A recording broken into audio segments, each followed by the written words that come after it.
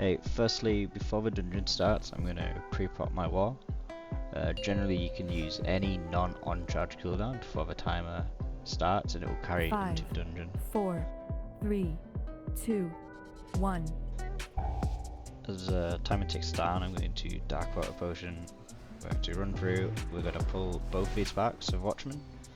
We're not going to use the barrels.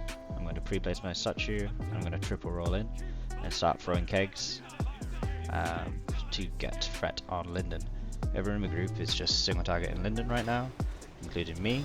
I'm going to do some AoE to get threat and keep rushing Jadewind up for orbs. And once he's like 30-40%, I'm going to stun.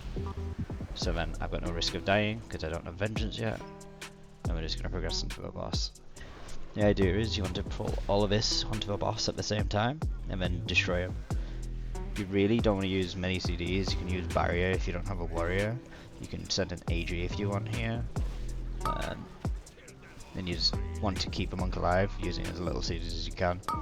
And the monk needs to be keeping Russian Jadewind up and doing pure single target.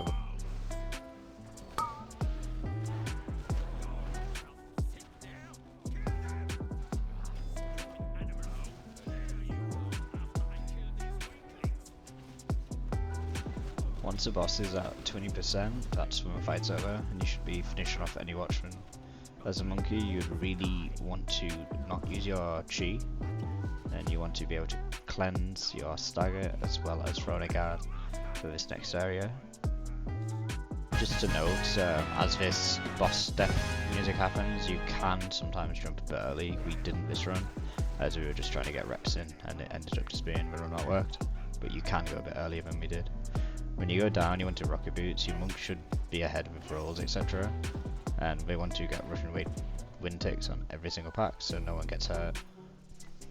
Just a note leading into here, we didn't use any slows on any of the mobs, as you do not want them to be slow, you want them to arrive quickly.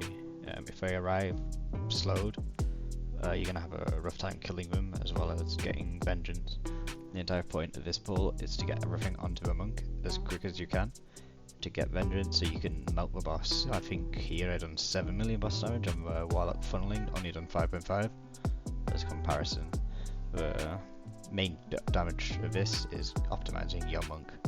You will see that we send almost every single CD here, and this is kind of like the Hail Mary of a pull. You just crank it without lust.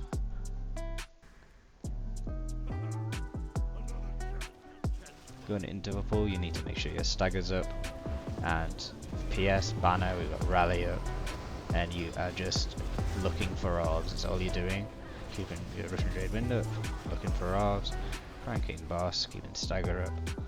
You can set, once you are at like 300 plus K vengeance, it's about time you could be sending your stun out. You can, you really should be sing out your breath as well, because there's so much damage at this phase. And it helps with guards, etc. But the main point is to kill the boss. You won't kill the defenders because they take reduced AoE damage, and in a 4-minute run you have time. You can, if you want, stun them and then run out here and banner, but we just didn't have a need for it. Ideally in here you want to CC all the guardians. I think we only CC'd 2, and then I griefed and Russian Jadewind. And then when you get the treasures you want to run through, go through, you want to stop this guardian, which I grief again, is what it is. And you pull the last boss and you send everything else. You want a hero, and you want to full single target boss until the boss is low basically. You just want to make sure that boss can die, whilst the monk is getting vengeance from all these mobs. As you see, we get Vigi back, so Vigilancy, and getting a decent bit of vengeance for a part you otherwise wouldn't really get any. Here it is just funnel for monk and breath, keep the debuff up because it's just so much, it's just such an efficient AoE tool in terms of output, and as well as guards. Just crank, hero, hit boss, second parts, don't forget. Between second and third boss you can send a MoP potion if you want, it will be a bit quicker because you don't really need the other stuff. You do see I do die here, it was possible for me to do it without dying. But yeah, that's pretty much it. 4-minute run. Not the easiest, not the hardest one.